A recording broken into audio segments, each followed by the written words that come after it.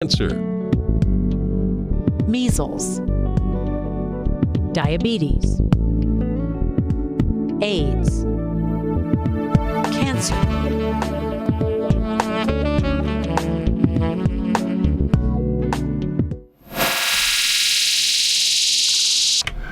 Okay, good evening once again, folks, and welcome to Doctor on Call. It's been a while. We haven't had a live program, and we know the reason. I've been giving the reason, all along as we sort of transitioned back into our regular programming. And so tonight, no repeat. We have a live program for you, and Dr. Sonia Nixon is with us. Doc, how have you been doing?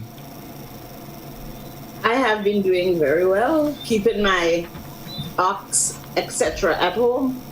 Ox and... Right, yes. I've been doing the same. Well, thank God. Yes. It's been a sad period in our recent health history. Something I hope we can curb very soon. Yes. Actually, in the news this evening, I think it was Dr. Mayana Charles, I hope I have her name correct. She did say that there is a decline in the amount of positive cases. So that's good news.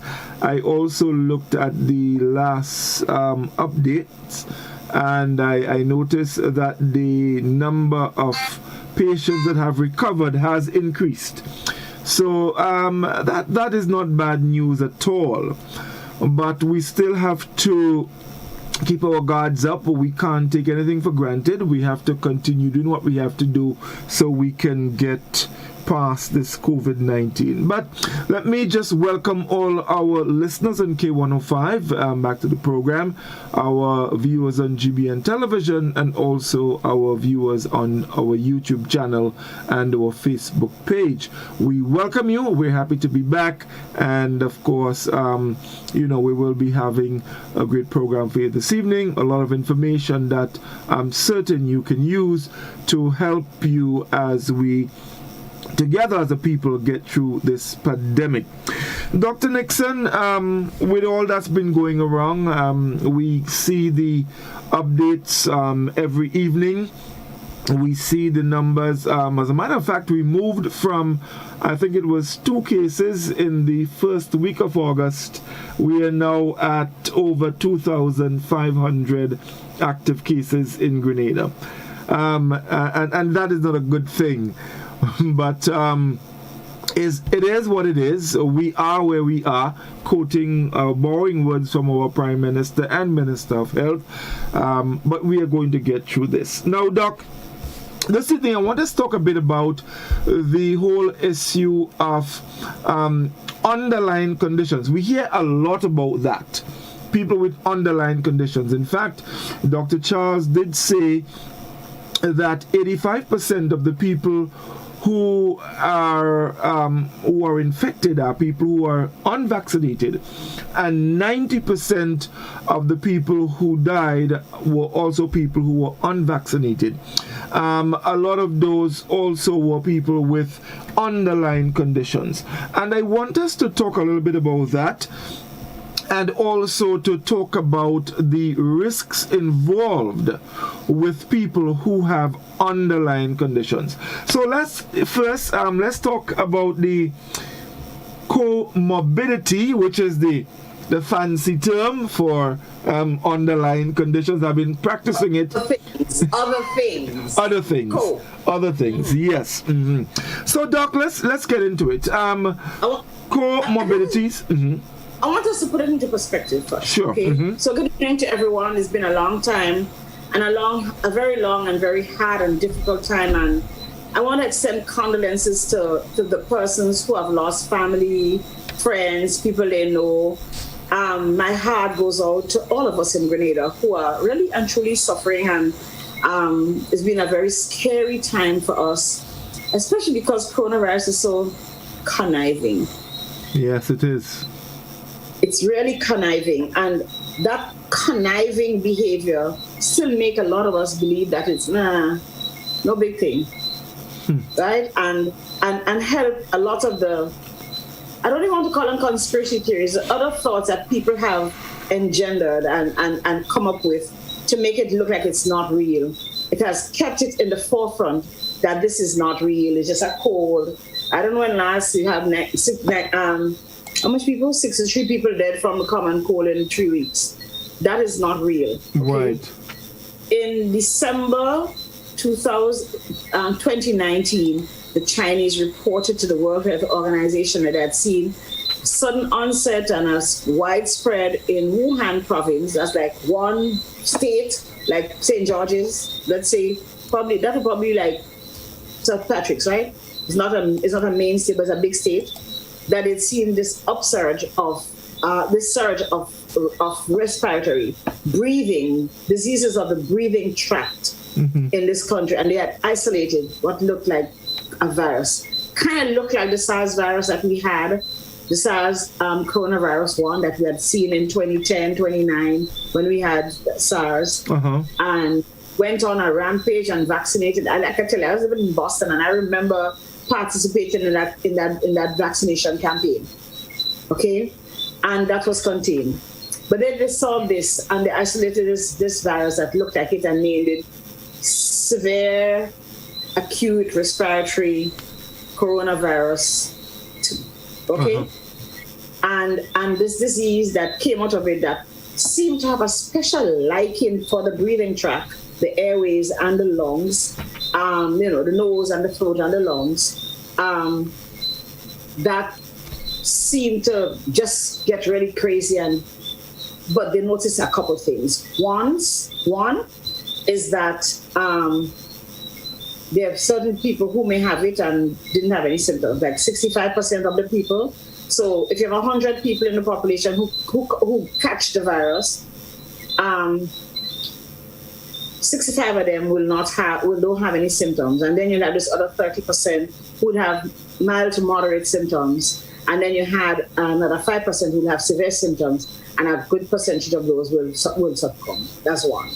They also noticed that people, as they got older, as the age group grew, and we've seen it here, most of the people who have died in Grenada have been older people. Okay, so they noticed that 50s, yes, but 60s more, 70s, no, 80s certainly, 90s where they've gone through, right? They noticed that they got older, and simply because those people had other illnesses, other underlying illness, which we call comorbidities, other things that led to illness. Morbidity is sickness, right? So they had this coexisting sicknesses. What were the ones that we saw, and what are we seeing in Grenada in particular? It's funny because in the US, hypertension seemed to have been the main comorbidity. In Grenada, a lot of our population has diabetes. Maybe because more of our population has diabetes and those with severe diabetes are more existent. Don't know why, that's yet to be researched. But we know diabetes, hypertension, people with chronic diseases, people who have other debilitating illnesses like cancers and stuff, right? And of course, respiratory illnesses like asthma. Unfortunately, we saw a young lady from TAMCC, very erudite student, she succumbed 2 weeks ago, unfortunately, and again, condolences to the family, right? So we have seen that the whole thing of existing a disease that exists in the presence of coronavirus, comorbid diseases, causing more illness, more morbidity, and more death, more mortality. That is the challenge, and that is the reality that we have today. And of course, we saw older people having these challenges. Right. And of course, a little more than that. It's not just having diseases. People who didn't have very good control of their disease, because it's also very important and that has been preached from day one, that here are these comorbidities. It is important that we take care of our diabetes, we maintain our asthma, take our medications, make sure that the airways are not always sick and inflamed, and allow the easy penetration of the virus. People with diabetes, those diseases already weaken your whole immune or your defense system. So if you're not healthy, or because you can have a disease and not be healthy. Right. You can have be healthy. You can have hypertension and high blood pressure, or you can have sugar and be healthy. Is when you don't have good control and your body is constantly in that case of struggle. When something as vicious and as disrespectful, because it does not respect anybody. We've seen children, we've seen old people being affected by this. When that kind of foreigner decides to come and take your land, invade and take over, is a yes, it is. And that's what is worse. What is worse? Because even some people who have not had any of those comorbidities, yeah. I want to make it really simple. Even people who have not had that, we see that some people develop a lot of challenges, a lot of respiratory challenges, because this virus just goes and dig out your chest, like how your land look when you dig up your arm, just really affect your lung in very terrible ways. Physically damage your lung tissues, holes in your lungs, tissues break down. So at the end of the day, you may have long-term problems with respiration. Hypertension, people have, and we've seen a lot of strokes come out of happening people, strokes and heart attacks. We've seen further damage to kidneys, even in people who had not had basic diseases like that. We've seen people develop diabetes because it has attacked their pancreas. We've seen diseases of the nervous system, your peripheral nerves, the nerves that's in your hand and your feet. Because this virus, once it gets in there, just makes your body release a whole lot of toxins or substances called cytokines that affect a lot of your systems. And those are the challenges. Our challenges are going to be, what is going to happen to our patients who survive? The people who get sick and have had pneumonia or have had, some kidney problems, what is going to happen down the road? We don't know. And as I've said probably a million times, in November 2019, and I'm just getting us back there, some of 2019, when coronavirus did not exist in our thoughts or we didn't know anything about it, we already had challenges in our limited and already stretched and disabled health system, just taking care of those long-standing or chronic diseases. So try to imagine what will happen if a very large percentage of our population come on with diseases that we don't even know what exactly they are going to be like. Right. You got me?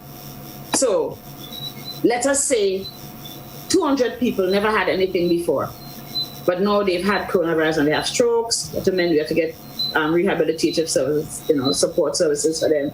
They might need home care. Think about the financial and the social implications for families we have, especially if we have a breadwinner. Heart attacks, kidney problems, dialysis is not cheap. We spoke about that a million times, right? People who have problems, who develop diabetes and will probably most likely become insulin dependent because the pancreas, which produces insulin, has been shut down. So we have to consider what is going to happen should all of these things occur, right? One or all of these things occur when we contract coronavirus. Some of us don't have symptoms, or we still don't know what else is going on down there. Yeah. Because symptoms doesn't mean that this virus is not doing a little synergy somewhere inside of us. Right. So what I want us to focus on tonight is how we're going to prevent ourselves. At the end of the day, each person has a responsibility to protect themselves and their families from this virus, because we can do this. We know that we can. Okay? Do you know that New Zealand actually shut down because they had they identified one case of Delta? Yes. And they locked it down because they did not know what to expect. Locked the country down. Everything stopped. And they were able to contain it. Simply because we don't move. Right. You mentioned about the chronic conditions, the hypertension, the diabetes, all of these things, the asthma and all of that.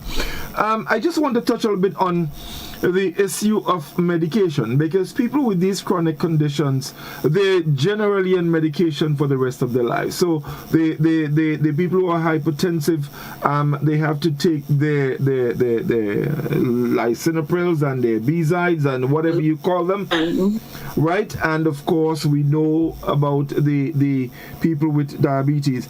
How important? Because I want to really put that into perspective. The reason being, there are a lot of people, and I know that for certain, especially people who are hypertensive. They have their medication and they know they're supposed to take it, but they take it for a couple of days, the pressure goes down a bit and they stop. No, they feel like the pressure go down. Yeah. I don't feel sick. Yeah, right.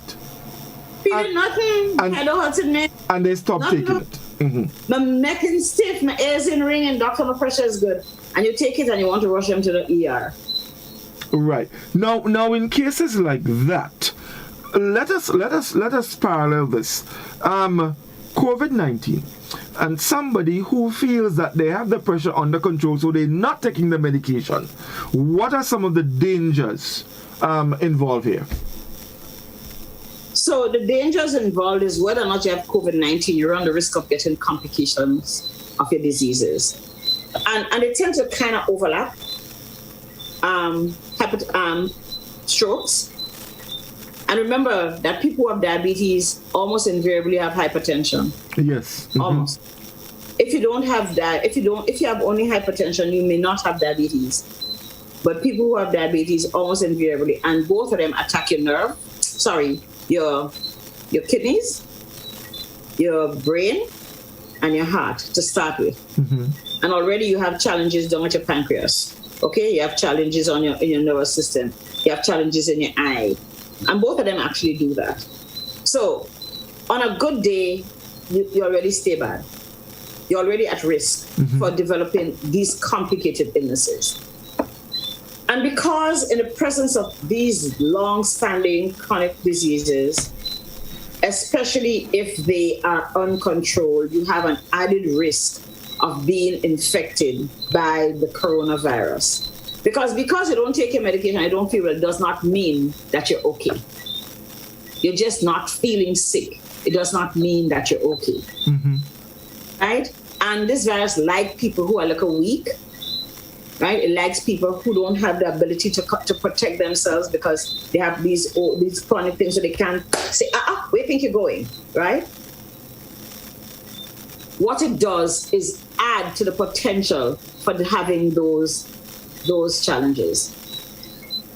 One of the things we've seen, however, in the 40-something, late 30-something, 40-something, let's say 40-something, 50-something age group, what we've seen is that there has been an increase.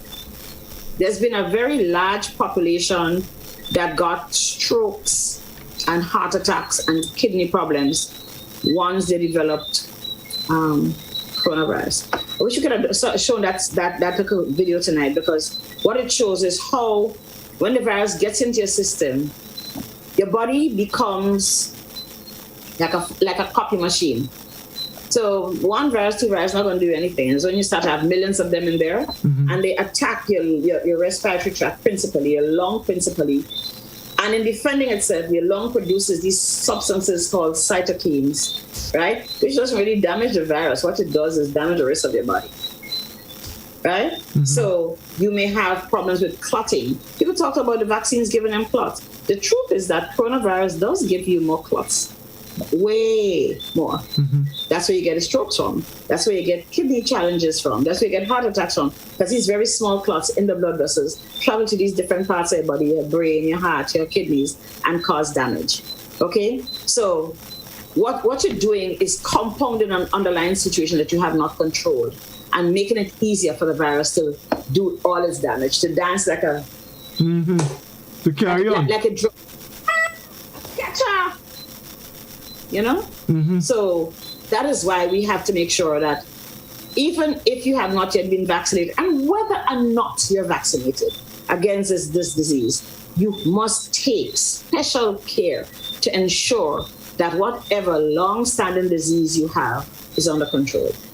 Apart from that, people still need to get screened. Make sure that you don't have high blood pressure and diabetes and those things. Mm-hmm.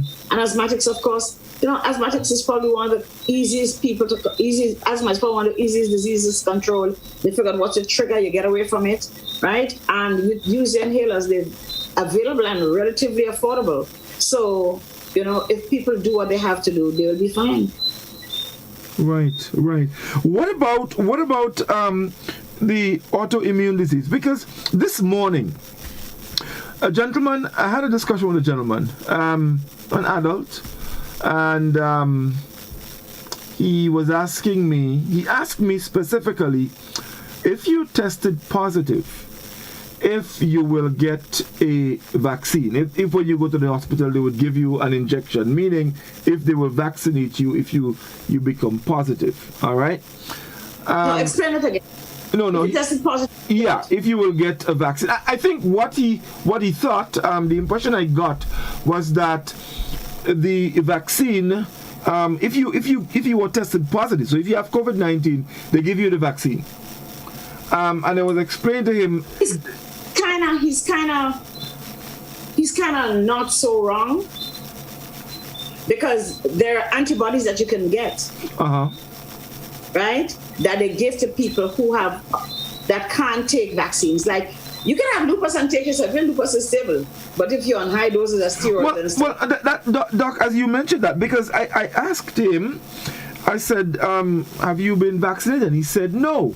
I asked him why, and he says to me, he has lupus. I asked him if he, visited his physician and had a discussion to determine whether or not he can. And he said, well, my doctor told me I have lupus, so don't take the vaccine. I said, but did he tell you why you can? And I started to get tired. The conversation had to make me get tired. And I said, okay, well, maybe you need to chat some more and find out what it is. Because so that's a very important point, because I think it's the mis and the diseducation of a very large percentage of our population that has created some disenchantment, and people refuse to become vaccinated. But that's the other half of our story tonight. We have a responsibility as healthcare professionals to inform ourselves, and in very honest ways, go to the information. That is why when you walk into my office and you says, "Good morning, Dr. Nixon. I've been having challenges breathing. I can't breathe, especially in the night. Do you cough? Somebody in your family have asthma. Let me listen to your chest. I think you have asthma." I said, use this, because you come with me trusting, expecting me to give you information. I'm not going to tell you to go and get a coconut water that lizard dancing like I got when I was a little girl. Yes. And the worst part that I never had asthma. Poor lizard was so scared. That lizard left off enough adrenaline in that coconut water to heal my whatever I was having allergies, right? Truth is. But I'm not going to tell my patient, go catch a lizard and put it in coconut water, because there's no real proven scientific information, right? I know the things I've learned. What are your triggers? Let me listen to your chest. You're wheezing. I might send you for a chest x-ray. If you're 35 and come with asthma for the first time, I'd be concerned, as opposed to a 6-year-old who has a family history. So we all have a responsibility, all of us as healthcare providers, to ensure that we have information that is evidence-based, scientifically proven, to share with our patients. That's a moral and ethical responsibility. And if you don't feel, frankly, if a practitioner doesn't feel that they have a great handle, call the other friends or say, look, I think you should go talk to the specialist, because I'm not too sure that I want to do this or that with you. Because we have to be fair to our patients at the end of the day. That's our responsibility, right? To be fair and to guide them apart. Now, in the case of people who have these so-called autoimmune disease, right, or who might be on therapy for different diseases like cancer, that might make your defense system drop. And autoimmune disease means that your body produces substances that you're kind of allergic to. Do you understand? It produces substances that prevents your own body from working with itself. In other words, you produce substances that are bad for your body. Your own body produces it. That's an autoimmune disease for the most part. Okay? So you have a myriad of different manifestations depending on which disease you have. And often people like those are already, your immune system is all over the place, right? But usually a lot of these patients take steroids, and steroids does suppress your immune system generally. What I know happens, and in first world, I don't think we have the capacity here. If you have somebody who has like cancer, one of those diseases, who contract coronavirus, they give them these antibodies, right, to the coronavirus. But that's an expensive treatment and is reserved for people who just absolutely cannot take a vaccine otherwise. Okay? So everybody is not going to sit around and wait and say, if I get coronavirus, they're going to give me antibodies. No, because it's not available like that. It's available for that small group of people who don't have any other option. Okay. So he's tired. So people who have these autoimmune diseases like lupus and stuff like that. Doctor and see what the state is. Okay, right, wonderful. Doc, let's take our first break quickly and we'll come back. In fact, our telephone was going already, but we have some more to discuss. So we take a short break and we will be right back. Stay with us, folks. We'll engage you on the telephone in a bit. Cancer. Measles. You're already ill and have no time or energy to walk every which way to access your healthcare needs. So come to Spice Isle Imaging on the Carenage for a one-spot stop for all your health service needs. See our in-house doctor and get your meds from the pharmacy right on location. Digital X-ray, MRI, CT scans, mammography, ultrasound and laboratory services are also available. So for that moment when life makes demands on you, you can make demands on us. Visit us at Spice Isle Imaging, Carenage, St. George's.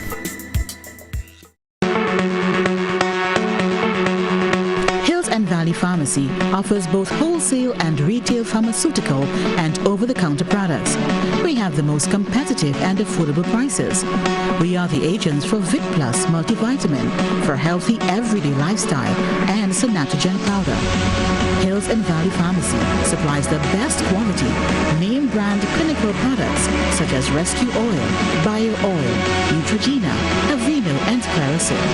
We offer the most convenient opening hours. Our telephone numbers are 435-6904 or 6903. Remember, at Hills and Valley Pharmacy, your health is our business. We care. Now open, Hills and Valley Medicare Center, your one-stop for medical supplies, massage therapy, physiotherapy, and an in-house physician. At Hills and Valley, your health is our business. It's your summer everything loan from the Communal. Borrow up to $10,000 for all your needs. School supplies, staycation, home renovations, appliances or furniture. You can have it all with a summer everything loan. With competitive interest rates and same-day approvals, you can't beat this loan special. Not a member? Join today to get onto this exciting offer. It's your summer everything loan from the Communal. Apply today and take advantage of this exciting offer. Visit the nearest Communal branch or call us at 440-1755 for more information. Lending terms and conditions apply.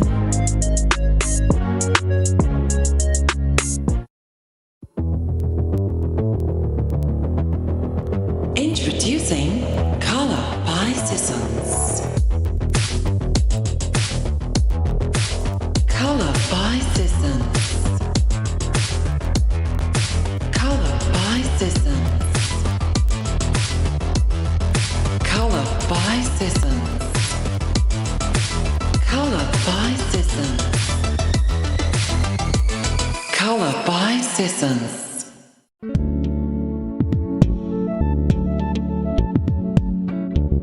Drug abuse. Cancer. Measles. Diabetes. AIDS. Cancer.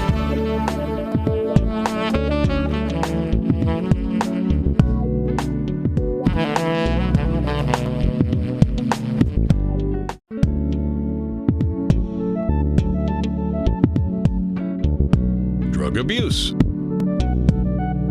Cancer. Measles. Diabetes. Welcome back. It's Doctor and Call, and of course, folks, will be engaging you in just a moment. We're focusing a bit on the whole issue of comorbidity, and we're talking here about people with underlying conditions and some of the risk involved with people like that getting COVID-19, because we've heard from the doctors that almost 90% of the people who have succumbed are people who were unvaccinated and people who had some sort of underlying condition. And Dr. Nixon did explain, a bit about that. Now, Doc, let's just backtrack a bit. All right. When should someone start thinking about getting tested for COVID-19? I think anybody who think that they may have been exposed should consider seriously getting tested. If you work in an environment where a lot of people, or if you are in an environment, if you have symptoms like I feel tired, I've really been feeling suddenly tired, I have a fever, feel headachy, like I feel kind of fluish, I'm coughing, I have severe sore throat, really don't feel very well, I'm coughing, and you should go get tested. Also, there are people who may be called. For example, we ask every day when we go into a place, and unfortunately, some people look at it superficially. I've seen people write their name as T. Thomas, and you can hardly read Thomas, and they scribble their phone number without recognizing how important it is to be able to trace you if you have been in a place where some people have gone. We go to the restaurants every day, we go to the store, we go to the supermarket. Well, the supermarket has cameras, but we go to places, we go to the doctor's office, we go to children's school, you go to the bank, you go to places where a lot of people come in contact with each other, and you're actually asked to write your name down. So someone might call you and ask you, could you please come and get tested because you may have been exposed to the virus. You drive on a bus, okay? Or you're driving the bus. So if you're driving a bus and you hear all these people up the road have coronavirus, and you know some of them in your family been on the bus, you kind of need to come, or their girlfriend been on the bus, you need to go get tested.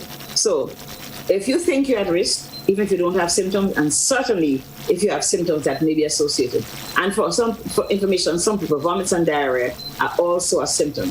In the US, for example, last year, one of the surges, the black population, while everybody's having a lot of respiratory tract manifestations, the black population was showing a lot of gastrointestinal, vomits and nauseas and diarrhea and stuff. That's what so a lot of them died because they didn't think it was corona, they just think it was gastro. But in truth and in fact, it's also coronavirus. Right. Now, Doc, there are a lot of people who are afraid of getting coronavirus. They're practically afraid. They're fearful.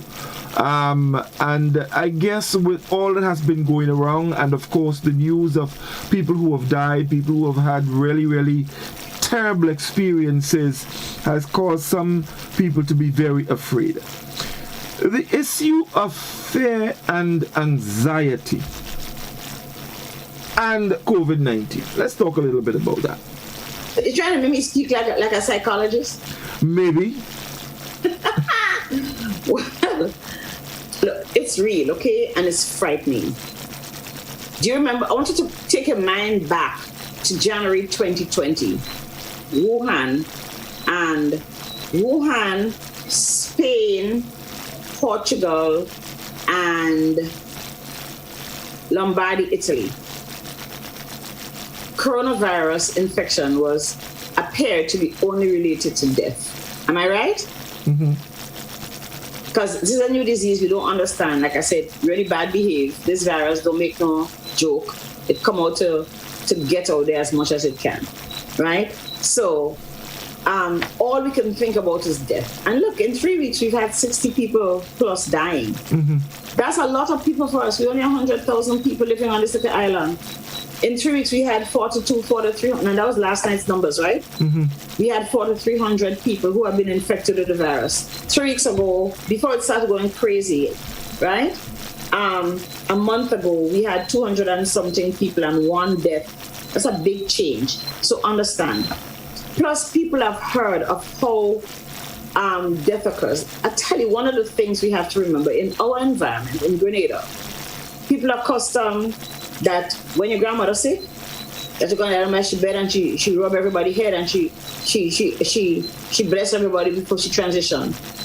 We know that once people get very ill with coronavirus, people think once you go into hospital you're going to die. That's not necessarily so, but the people who are in the hospital are among the illest. Mm-hmm. And of course, the sicker you are, the more likely you are to die from coronavirus. You fall into that 5% of them that have a great risk, right? And for us, death is, people must be able to see their families before they die. That's how we feel, right? Mm-hmm. And nobody wants to just go into hospital and die from a disease that we still don't understand, that some of us still don't believe exists, right? So there are a lot of dynamics around this. And the fact that, well, yesterday they gave some guidelines as for how do we dispose of the bodies of people who died. I'm saying dispose in a very generic way. Mm-hmm. How do we, and how do we do, what are the last rites we give to these people? And different religions, we have a lot of religious convictions. Different religions have different things. Hindus, and they cremate invariably. Christians cremate and bury. But our Christian community, which is the biggest, still does not embrace cremation. Cremation, yes. Mm-hmm. The truth is, cremation is recommended as the primary method because we know that within so even hours and days after somebody has passed as a result of a coronavirus infection, that the virus is still alive in the fluids in the body of the person. Mm-hmm. And that is why we don't do postmortems. So even when families have doubt as to whether really is that or whether it's a vaccine, they had vaccine and vaccine, there are lots of things. And I can understand the different thoughts that go through people's head because there's just too much information, too much misinformation going around. So people have not been afforded simple information so that they can make good decisions for themselves. Mm-hmm. So they say to us, you really should probably cremate because cremate means you put these bodies on a very high temperature and that's going to get rid of the virus, right? No, we know that if I die from coronavirus in 72 hours, my body would have been disposed of. Mm-hmm. And if I'm going to be buried, that 2 members of my family are allowed to see me. That's difficult to have to cope with. Oh yes, indeed. Indeed. That's not how we deal culturally and mm-hmm. socially with death. Despite how much we roll on the ground and wall and ball out, that's not how we deal. We are accustomed. It's already been hard in the last year and a half where when somebody dies in a community, everybody come and look for a room. One body might bring an 8, but most of the people come to drink out of 8s, right? Mm-hmm. The bottom line is when people come, they come and they offer you comfort. We don't have that. Mm-hmm. We don't have, if you have to bury your body in 3 days, your family overseas is not going to be able to be here to support each other. Mm-hmm. We lean up on each other and we cry and we lament and we go and we eat and we good and we can get along. We can accept, right? The other thing is the whole thing of stigma.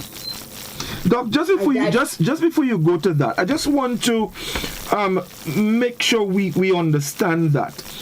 The coronavirus, even after someone dies, you said that the virus is still present in the fluids of that and it's body. Mm-hmm. And so it can still be transmitted to people who are right. So I just wanted the reason why they don't do autopsies is to protect the people who work in the lab, okay? Right. In the early days, the people in Thailand, the forensic people, the people who prepare bodies or, do research and stuff, right, had done coronavirus and they got infected by those bodies. And so the World Health Organization said, we can't put people at risk for this that we don't know how to manage yet. This is early days because it went to China and it went to the Middle East, it went to the East, and then it spread and it went to Europe and it came around. So, and then UCLA researchers saw that they know that within 1 to 3 days, but they think it's a lot more because when you die, the cells will die, but sometimes the profound cells are not yet, you're dead, and you're not going to come back to life. Your body starts decomposing. But some of the deeper tissue are not yet dead, per se.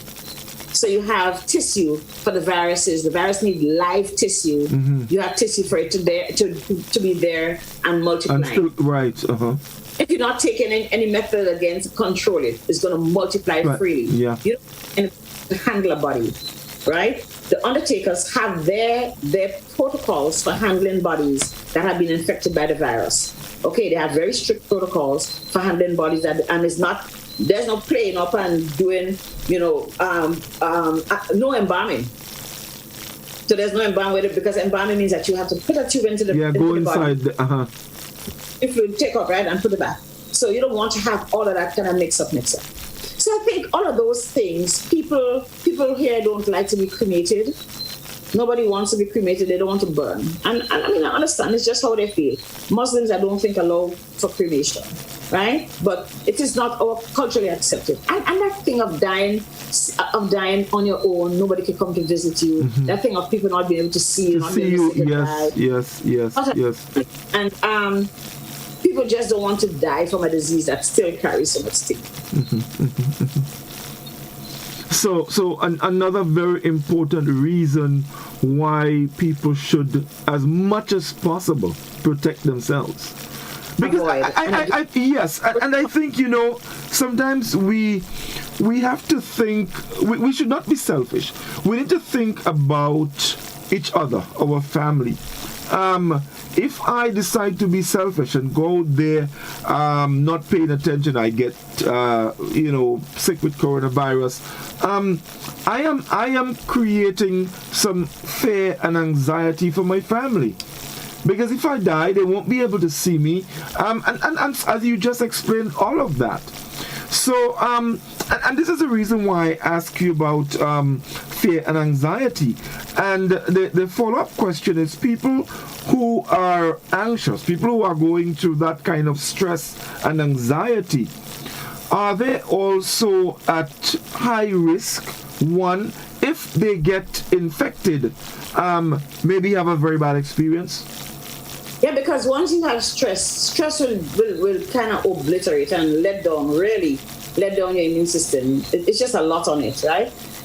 Your adrenals are where you have all of these things, and they also help you to deal with mobilize your immune system. So if you're really suppressing your adrenal system, you're in trouble. So there's another level of stress, and that is the stress of people who are home and stay in their houses, because a lot of our seniors who died don't go party, don't go beach, don't drink beer, don't smoke weed on the road, don't share split with their friends, all of those things that can be, right? Mm-hmm. Not riding up and down the bus, and they have contracted viruses. And I'm not blaming anybody here. I'm just saying, I'm not blaming. I want to know the people in the different institutions. This is really not about you, but it's just about the rest of us and our sense of responsibility. Those of us who may not have any symptoms, the younger of our population, the more athletic of our population, the more mobile of our population, who don't have any comorbidities, who are relatively young and will probably not get coronavirus. And I say probably very guardedly, probably, because I know of a couple of young people who have died, probably 3 or 4, 5 who have died in the last week or two. But the possibility of bringing it into your family and taking and segueing from that, our children, why it is important to protect our children as well, because our children may not have symptoms and they will bring it under the cloak of innocence, without any bad intentions, can cause the spread of coronavirus. We also saw that the Delta variant was not as nice to children as the other variants had been, because last year at this time we were saying, boy, look like children have been spared from this disease because we didn't see children. And then in the last couple of months, we've had thousands and thousands and hundreds of thousands of children, more than 100,000, probably almost 200,000 children in the US who have had coronavirus. Lots of them who were admitted to hospital, and several children who actually died as a result, in a population we thought did not know. And in saying that, there are a lot of things that people have said, the World Health Organization say one thing today, and then the next day. And I mean, I saw one of my colleagues mentioning that the WHO has been saying different things. We were told from the beginning, this is new, it's fluid, we've seen different changes. We've seen different behaviors in different variants, okay? And a variant is just a different kind. So they're all coronavirus, but one look a little more Indian today, and then he put on her glasses, and tomorrow and an afro and look like an African guy, and then following day bleach his face and put on makeup and look like a Chinese. That is what a variant is. Every day they look a little different and they behave a little different. Okay? And the longer we allow the coronavirus to perpetuate in our environment, the greater the possibilities of having newer and newer variants, because the virus will change its look and change its behavior, right? In order to be able to escape whatever approach we have at it, right?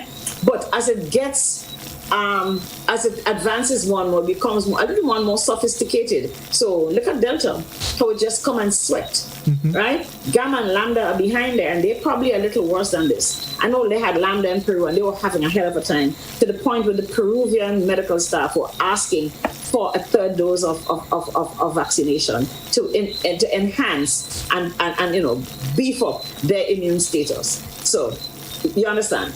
We want to make sure that we could stop, just literally physically stop, so that this virus doesn't have another person to which it can go, but it's going to come into me if I have not had it, or if it's going to you if you have not. I won't give it to you if you haven't had it. So if I'm the last person to have it and I stay where I am and I don't mix up with everybody, when it finishes me, it can't go nowhere. It's done. It's dead. And that's why I've been asking me to stay quiet. This virus needs your lung to multiply. This virus needs a lung to multiply. And after I finish multiplying me and I cough and I chat, it goes into somebody else and they cough and they chat and they give it. We can give it up to 150 persons or 200 persons, each person. That is how this virus crazy. Okay? It goes into as many people as possible. We have to be very, very, very careful. So when they tell us to stay at your yard, just keep your ox in your house. Stay home. Hole in your corners. If you think you may have been, if they're put into quarantine, it means just that. Stay in your corner, stay there until they develop symptoms, or no, they come and test you, you're negative, cool, right? If you have the virus and you're asked to put into isolation, remember, people in isolation have already tested positive. They know they have the virus. They have even bigger responsibilities to hold their corners, because stay where they are. Anybody easily who comes in my contact, so they say, look, you have the virus, stay alone. And I understand and I empathize with people who live in small homes, and they have a lot of people where one person has the virus. And so the other 8 or 7, or how many people live, have to kind of screw to one corner while this person uses the one room. It's very difficult, but it's the reality. You still have a responsibility to ensure that you don't share what you have. Be greedy. You have it, keep it to yourself. Well, Doc, I was just, I was listening to you, and I was just browsing through a little bit of information on the CDC website. And I just wanted to share it and to get your thoughts. Now, it says, according to researchers, hospital admission for COVID-19 was primarily dependent on age. And in brackets, it says those ages 65 and up were most likely to be admitted. And here is the part that I want you to speak on. Followed by obesity. And that is defined by study authors as a BMI, body mass index, of over 30. And then it goes on to say a history of heart failure. Let's talk about obesity, because in Grenada, unfortunately, we do have a very high prevalence of obesity. Let's talk about obesity and a lot of people COVID-19. Obese. Right. So they weigh more than 30% of what they should weigh. So in other words, if you're allowed to weigh 100 pounds, you weigh 130 pounds or more. Okay? If your normal body weight should be 100 pounds, you weigh 130, 140, 150, 160. That's what obesity is. You're 30% over what you're supposed to weigh, right?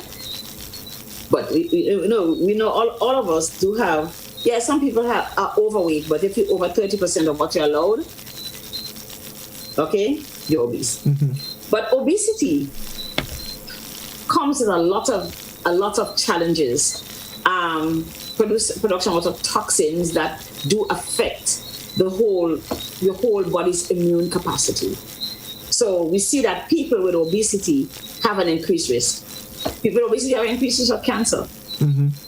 People with obesity, we already know, have an increased possibility of developing high blood pressure and sugar and having heart attacks and having high cholesterol and all the other things. So obesity is that other one factor, right? That other one thing that is a great risk, and not the least of which is coronavirus. And a lot of the people who have died from coronavirus, obesity has been a significant contributor.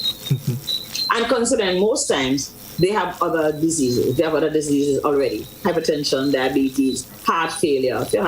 Trust me, if you have heart failure, you already have a lot of fluid in your lungs.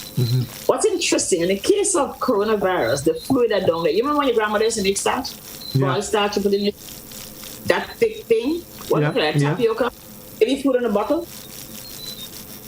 Thick like that, that's what's down in your lungs. There's no way oxygen can be exchanged in that.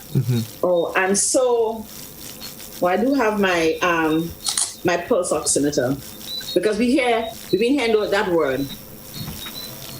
So this is, what is a pulse oximeter? I hope people can see it, right? It's a little instrument, right, that you open, you put your finger, preferably not, if you have fancy nails, that don't work, okay? Because it needs to be able to see straight through. And you put it on your finger to check how much oxygen saturation. So it's an oxygen meter, a measure of oxygen. Oxygen is that fundamental gas in your blood that you need to keep you awake, to keep your brain working, right? Oxygen is probably the most important element, together with some level of glucose, so that your body can function. So I'm talking, right? And my oxygen saturation goes between 97 and 98%. It was 99 today, okay? So that's what we use, and this is my pulse. So this is what we put on. You worry when you're concerned if it goes under 95. Okay, you worry, right? But somebody who has active breathing challenges, the pulse oximeter is what you use to figure out how much difficulty they're having, right? So if you see somebody under 90, it is certainly a cause for concern. Okay. Right? People who are on their way out go down to 30, because there's really little. You have 30% of the oxygen that you're expected to have in your bloodstream. All right. So people have been hearing this pulse oximeter. It's really a little meter that you use. You use your pulse from your fingertips to measure what is the amount of the concentration of oxygen in your blood at a given time. And this is probably one of they've asked you to get. You can get one if you want to keep at your house, but it's not something that everybody buys. Okay. What you need is a thermometer. Check your temperature. Right. So on obesity. Right. Yeah. So people need to pay attention to that, and so exercise should be one of the things used in helping you to keep yourself safe. Yeah, and exercise, but not just exercise, also what we eat. So the coronavirus time, I guess most people can say they put on weight during coronavirus, because first of all, we couldn't go out in the first 2 days. You're not allowed to go beyond your gate once curfew is on. That's the bottom line. Okay. Already we have become a kind of sedentary. We like to sit down. We just sit down watching TV, sit down playing games, sit down eating food, and we eat a lot of junk. We eat ramen noodles, we eat pasta, we eat white potatoes, we eat too much oil down, too much rice and peas, large portions, right? And we eat a lot of chicken back and chicken that have a lot of fat. We eat a lot of fatty foods. We don't consume as much of our traditional foods, bananas, that have a lot of high fiber. So we don't eat a lot to get satisfaction. Red fruit, yam, because we've been told, buy a pizza, buy some fried chicken. The TV has been. And plus, when we go to the supermarket, the first place we go is to the snacks counter. We go right in the supermarket and buy all the bad chips and foolishness for our children that we can do at home. Or we can give our children fruits. There are lots of fruits. There's still mangoes. There's still lots of pawpaw, sugar cane. That's stuff that we can give our children as snacks. We don't. And so the whole obesity thing is something that we have to stem now. And we have to ensure that we control, because the truth is that coronavirus is going to be around after a while. After all the big oil prices, we are going to have coronavirus still around, and we still are going to need to have to take the same precautions of ensuring that we control our diabetes, ensuring that our weight is optimal, and of course having our vaccine as is necessary. Now, you mentioned something just now. You know, what we eat, the fried chicken, the this, the that, all of that. And it's interesting, and you hear it a lot, especially as it relates to, you know, when you talk to some people about getting vaccinated, you hear things like, well, I don't know what's in it, so I'm not putting it in my body, and things like that. But some of us, do we know what we're putting in when we eat those fancy fried chicken and all of those other things? Pizza. Yes. Well, the truth is, we go to our doctors on a regular basis, right? You come and you go to the doctor and you say, you know, I've been having this upset stomach, blah, blah, blah. He examines and he says, okay, I'm going to give you some omeprazole. Thank you, doctor. You take a prescription and you walk out. And you take it every day for the next month. No questions asked. You know? So we have to get back. We have to get to that point of responsibility as caregivers and reignite that trust that the people who rely on us for helping them to guide their life, right? Because that's our responsibility, that people's lives are good, that they're happy, that they're healthy, and that they're well, and that we don't encourage that we don't allow them to do things that are not good. Right. So, Doc, let's take our final break. When we come back, we'll open the telephone lines and engage our listeners, you know, with their questions and comments. So stay with us, folks. We'll be back with you in just a moment. And, of course, when we return, we open our telephone lines. Don't go anywhere. Diabetes, AIDS, a whole new level of convenience and comfort awaits you when you shop at Rise and Shine Supermarket and Hardware Supplies, Griffin Lane, Grenville. Convenient, because we are open Sunday to Sunday.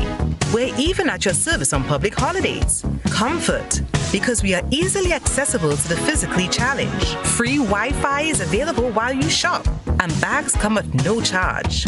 Everyday low prices and excellent customer care. Adequate parking available. We supply everything you can possibly think of. Family and home supplies, fresh meat, vegetables, and personal care products. All brands of cooking gas at affordable prices. You can send in your order, have it pulled, or pick up express. A message by the Grenada Distillers Limited. You want a hand sanitizer to do 3 things: kill germs, be gentle, and to go where you go. You can get all of that in our hand sanitizer. Hard on germs, gentle on hands, affordable. Remember, hand sanitizers contain alcohol. Keep away from heat and flames and avoid contact with eyes. Available at retailers island-wide. A message by the Grenada Distillers Limited. You're already ill and have no time or energy to walk every which way to access your healthcare needs. So come to Spice Isle Imaging on the Carenage for a one-spot stop for all your health service needs. See our in-house doctor and get your meds from the pharmacy right on location. Digital X-ray, MRI, CT scans, mammography, ultrasound, and laboratory services are also available. So for that moment when life makes demands on you, you can make demands on us. Visit us at Spice Isle Imaging, Carenage, St. George's.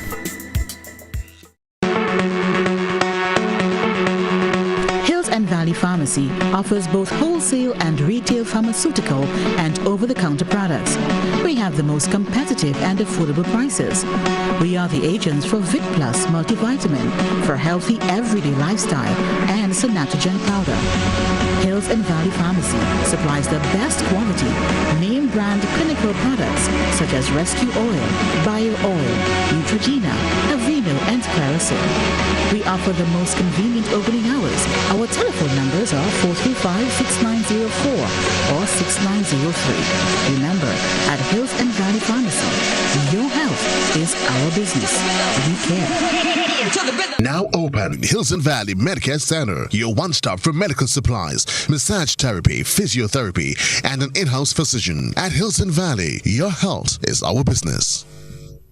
When a loved one passes on, we all need the comfort, support, and guidance of a trusted friend. You can rely on LaCour Brothers Funeral Home. We provide a personalized professional service that exceeds all expectations. Our dedicated staff responds to your every need with the greatest detail, ensuring affordability with a variety of options.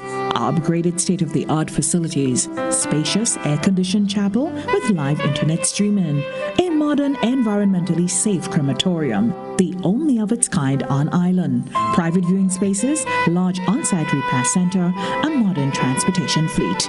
Join our burial society today and make personalized arrangements for that final moment as you prepare to enter your loved one into eternal rest. Visit or call LaCour Brothers Funeral Home and select a package that brings added comfort to the entire family.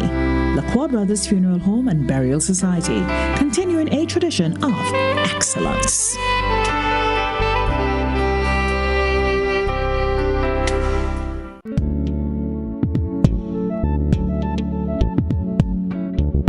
Drug abuse. Cancer. Welcome back, folks. It's Doctor and Call, and we will be taking your calls. Our telephone number is 435-2041. Doc, before we start taking the calls, I have a question online, and someone says, "Good night, Godfrey and Doctor. I'm 62 years of age, have been suffering from high blood pressure, but for the past month, my readings have been 110/60. Yesterday it was 90/60. Should I continue taking my meds?" And yes, so yes, it's kind of hot, and I know she's concerned that she might have low blood pressure. But low blood pressure is something that's a symptomatic illness, okay? So if you're 90/60, you want to keep your blood pressure, the two readings, and it must have at least a difference of 20, okay? 90/60 is not too low if you don't feel sick. But if it gets to that, you probably just have a glass of juice or some water and re-expand your volume, because it may be because you may have been a little dehydrated. But by all means, take your medication. The reason why it's down there is because you're taking your medication. All right, wonderful. So, Doc, the issue of protecting ourselves against COVID-19, excuse me, earlier, a lot of people were not too inclined. Let me say I got both my shots since I can't remember now, it's been so long, but I got both my shots, and people were a little reluctant. Now we're seeing a little change, and I think some people are getting more concerned with the high number of positive cases, and of course now we're having deaths and people being hospitalized. Vaccination, it has always been a big issue. So, Sonia Nixon recognizes vaccination as another tool. Okay? If you have high blood pressure, I will give you medications after it doesn't work out. For us to just continue on salt and exercise and lose weight. You have diabetes, I'll still tell you, continue the fats and the sugars and exercise and control your high blood pressure and all of that, right? And you make sure your cholesterols are okay and do all the stuff. So it's just another tool. So,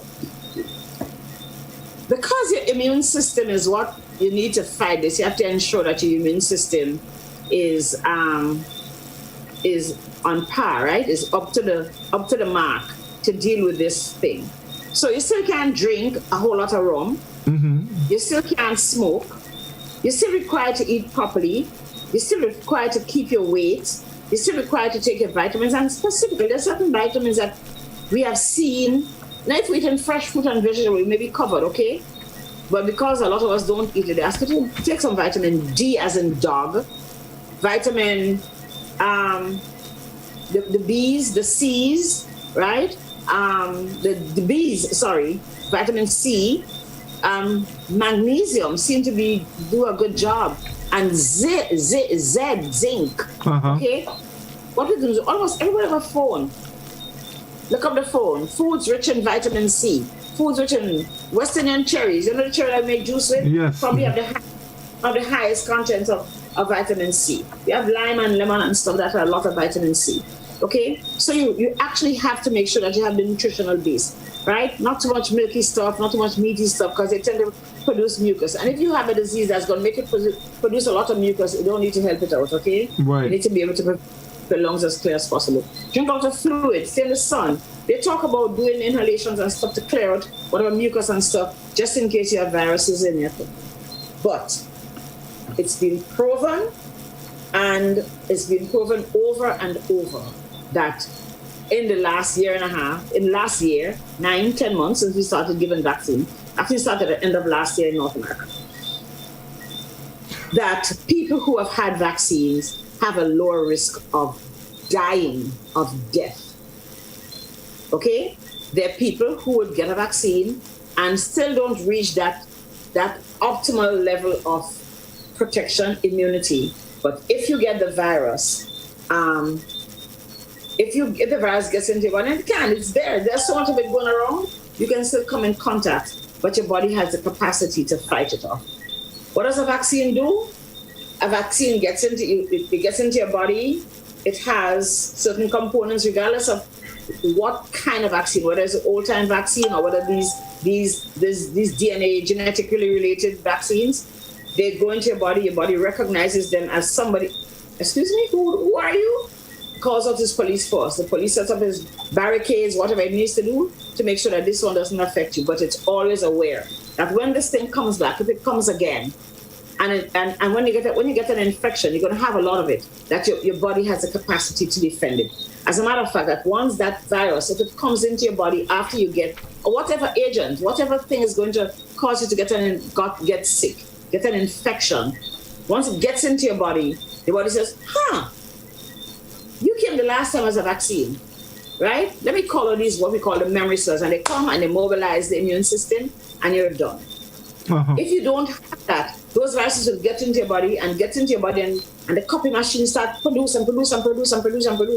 And when it produce so much, the body is overwhelmed by this large population of viruses that get in there and that cause all this cytokines release, and then you don't have any control.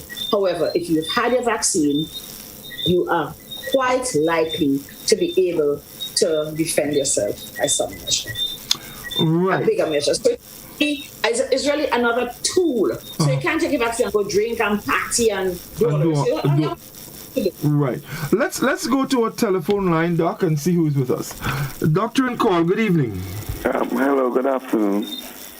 Yes, good evening, caller. Okay, I want to say something.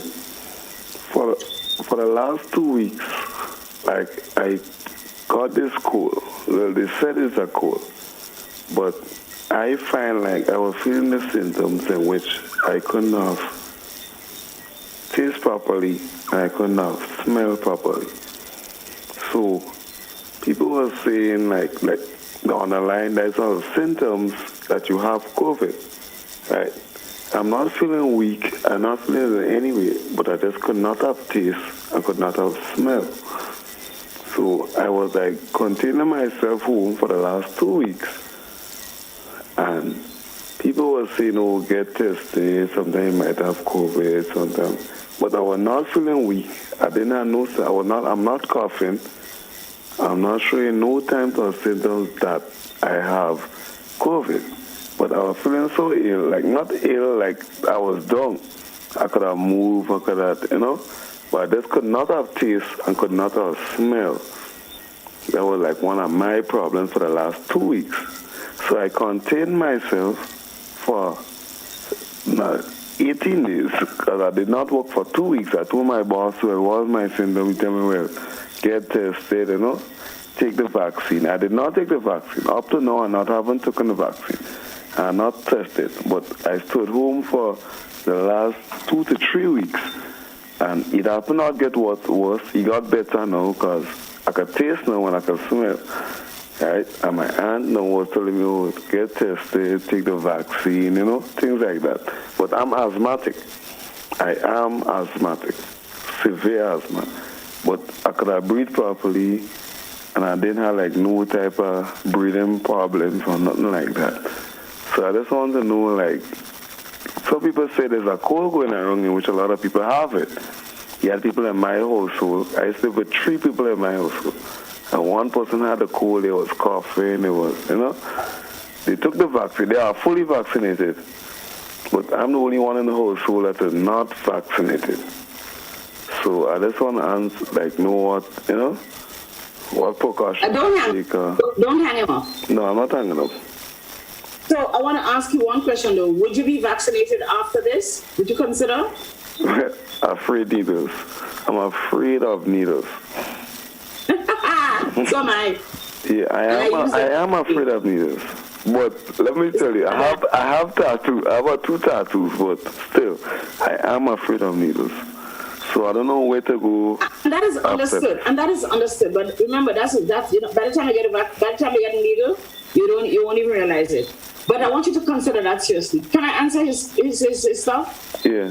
So there are several things here, and some of it we already spoken. So I want to put into context for you. It is very important that if we think we have symptoms, that we get tested. Yeah. Because remember that some people are going to get mild symptoms. Not everybody who has comorbid conditions are going to get severely ill. Remember that. But most of them will. So that's one thing. If you suspect, it's important that you get tested because there are other people that you may have gotten it from, where we have gotten it from, or other people who you may have spread the virus with if you do have it. So that's part of the responsibility that we each have as persons living in a social environment, right? So we talked last week, 2 weeks ago, you kind of heard them talk about, I don't think it was in this forum that I talked about community spread. Community spread means that you can't trace where it comes from. And since coronavirus is not existing here, we're supposed to be able to trace everybody to somebody who came through the gate because it doesn't belong here. But now, if you, let's say you had it, and you might have been able to figure out who gave it to you, but you have not gotten tested. You may have given it to somebody else who will definitely not be able to figure out where they got it from because you haven't gotten tested. And I don't mean you specifically, but that might be a situation with you. So that is why it's important that everybody who suspects that they have symptoms, and we spoke about that at the beginning, if you suspect you may have symptoms, that you actually need to get tested. And it's not too late. You can do an antibody test. That's one thing. I want to congratulate you. I think you were very responsible by isolating. I hope isolating didn't mean that you had interactions with the people in your house. No. Well, I wouldn't say I didn't have interactions with them, but I was in my space. So I was in my space. So that's very important, and that's very responsible because if you suspect. Right? And it's funny because had you gotten tested, you might be able to hang out with your family for the last how many days. So it's very important. Just call the hotline or call a nurse in the community center and tell her what the situation is. Well, my aunt is a nurse. That's why she's the first one I told. She's a nurse at the General Hospital. And she's the first one I told, I couldn't breathe. I can't, smell and taste. She said, well, that's a symptom. Why you get tested? I tell her, well, I'm afraid. There's a cardinal signs of especially the alpha variant, but they are signs of COVID, right? And remember, we still have to remember that and especially where the stigma thing is concerned, we have to remember that even in the situation where we have coronavirus, where the other things happening, cough and cold still happening and stuff. But you really should, since you have respiratory symptoms and the taste and smell loss, you should. So call a nurse and ask if you can get an antibody test done. And thank you so much for sharing this. Thank you very much, caller. Let's see if we can get a quick comment here, Doc. Good night. I have a question. I have chronic asthma and high cholesterol, and I took the vaccine because I'm thinking about taking she's asking whether she can take the vaccine because and she wants to know if she should take the Pfizer. How old is says she? she has chronic. She didn't say. Well, I apologize. I don't know if it's a she. That just came naturally. But yeah. So they're saying that the person has chronic asthma and high cholesterol. So friend here needs to get in touch with her cholesterol and really try and get it down. Those are important, and be controlling her asthma. It doesn't really matter if you're over 50. It doesn't really matter which vaccine. We have been kind of keeping the Pfizer. Well, the Pfizer has been considered a little better for the young population, especially since you want to vaccinate our children over 12 in our case. Although yesterday Pfizer said children over 5 can now have the vaccines. So yeah, you can take the Pfizer. You can ask. You have a choice. There are two vaccines that are being given, Pfizer and thing. But by all means, please get your vaccine. Okay, wonderful. Let's get back to the telephone. Doctor and call, good evening. Hello, good afternoon. Yes, good evening, caller. Go ahead, please. Okay,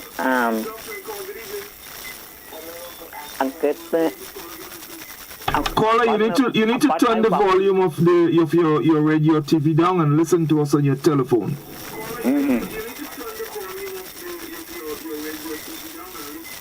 Yes, I took my vaccine in April, right? But I was sick and I went to the hospital because I suffer with gastritis and acid from other company.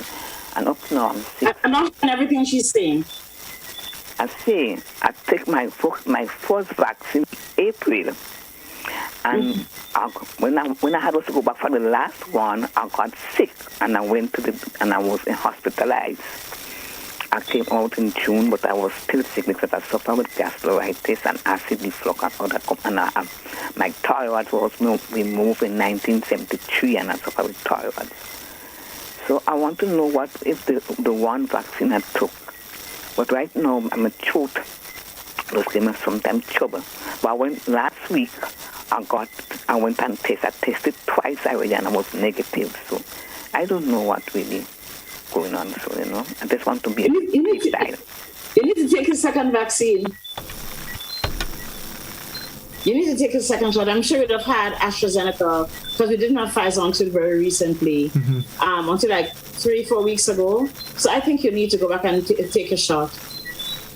I think you should, because what happens? You take the first shot and your immune system gets up to a certain point. And when you take the second one, it kind of boosts it further up, so you get that better coverage. And you've had your first vaccine and you've been fine. Just go take it. Well, you've had your first shot. Your vaccine is a whole combination of both shots. Let's let's go back to the telephone. Doctor and call, good evening. Hello. Hello, good evening. Yes, good evening, caller. Go ahead, please.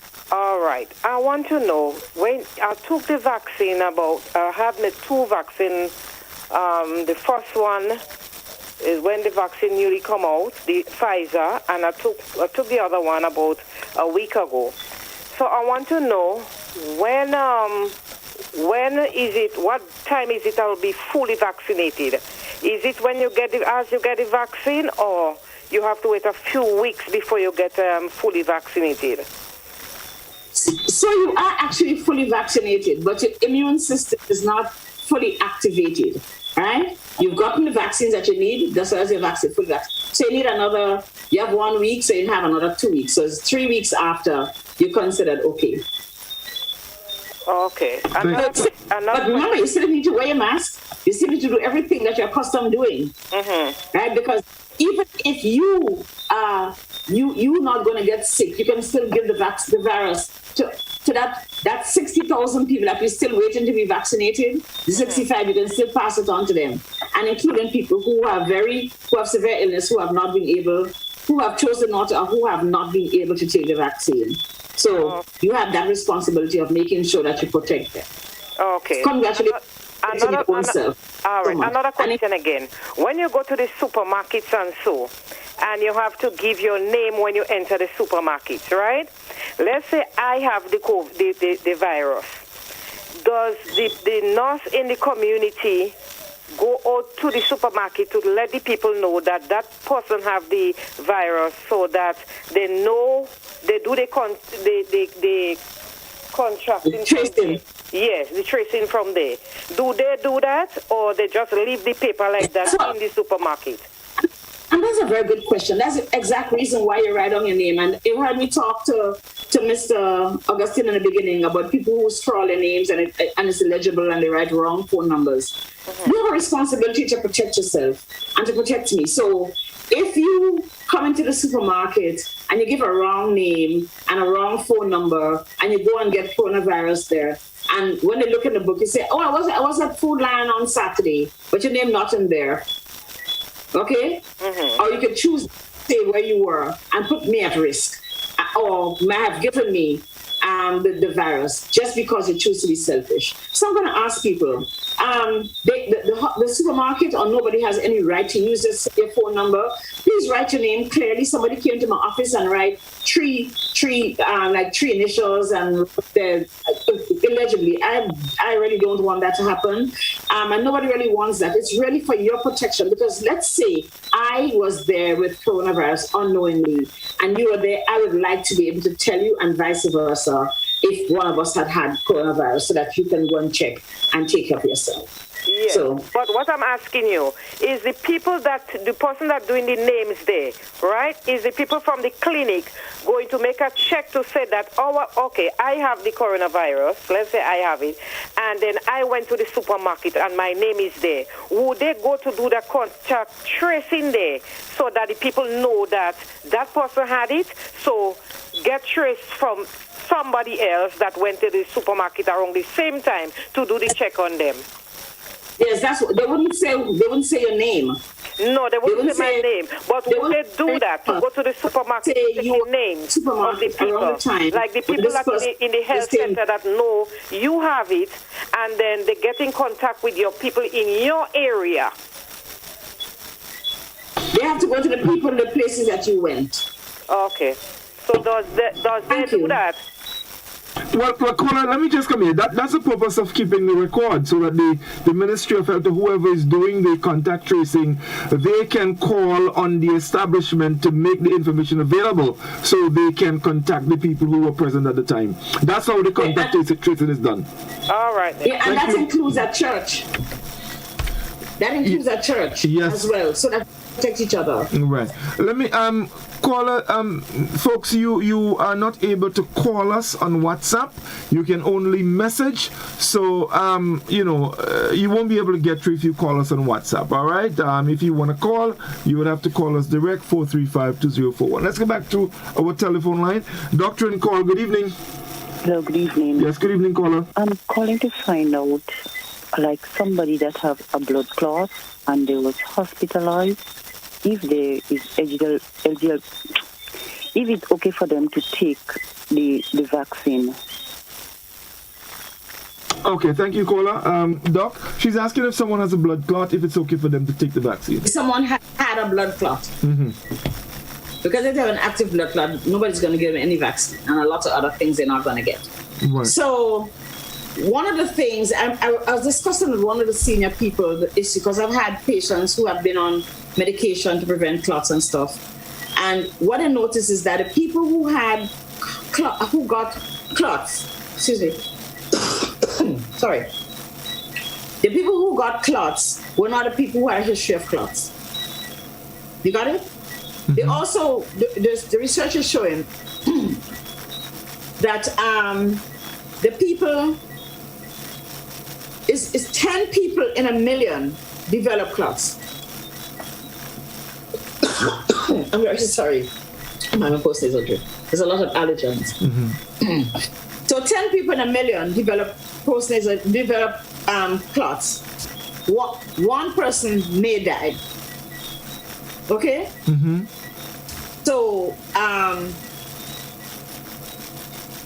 So it means that one person out of 100,000 population is likely to develop a clot from having gotten the vaccine, right?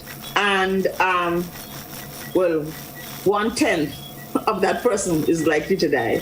So those are and it's even less, because in another research in the UK, they saw like 3 or 4 people out of 1 million that had clots. So the answer is, if you've had a clot, that's not necessarily a reason not to have. Once everything is fine, there's not a reason. And like I said earlier, remember that coronavirus infection produces clotting. You get what we call disseminated intravascular coagulation, and millions of little clots, and make you have strokes, heart attacks, log down your kidneys, log down your pancreas, log down your whole self, and you're dead.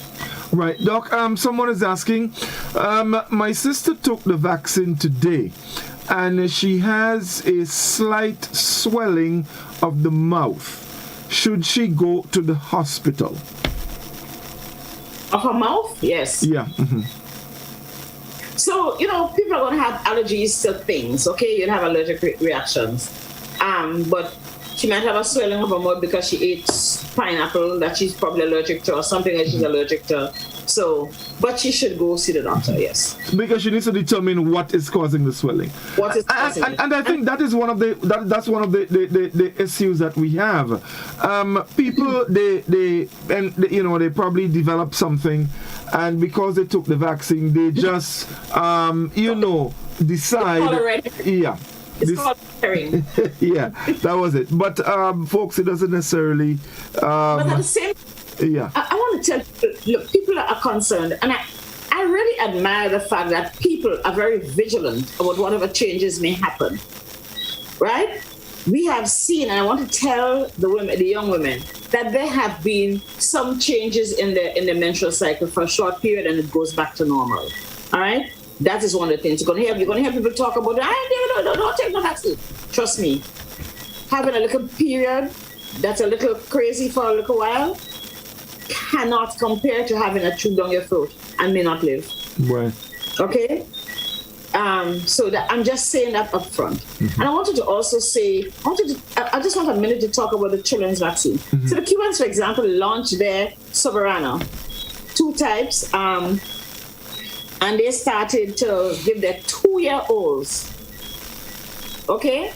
2-year-olds. They've been vaccinating their children for the last 4 days. But vaccination is nothing new. It's really nothing new. We have our extended program of immunization, the EPI program, that has gone from getting a measles shot and probably a tetanus shot to now getting measles, mumps, rubella, pneumococcal vaccine. When your baby is born, your baby gets hepatitis B shots before he leaves the hospital, right? Polio, which we all know about, hepatitis A. There's just so many vaccines that prevent diseases that are potentially deadly, lethal diseases, that by simply taking a vaccine, you're fine. Okay? So, vaccine is nothing new. Pfizer vaccine, up till a few days ago, was available for children 12 and over. We have had our children here who are vaccinated, especially parents who have voluntarily taken the vaccines, have taken their children to get vaccinated. And like we said earlier, you don't want your child to be there looking like he's okay and fine and you don't have nothing. And in truth and in fact, he's carrying home coronavirus to his grandmother. You want that if he comes in contact, his body's able to fight it off quickly, and it's not there to proliferate and for him to proliferate, to multiply and to give other people. Okay? It's sad because Cuba has had 770-something thousand cases of the virus, and they've had 6,600 deaths and then some. Okay? So it is important that they start, and they're starting with their younger population. Very smart thing. Children have very mild disease, okay? But there have been death. The problem with children is that potential to transmit. Whether you transmit to them or they transmit to you, you don't want your children.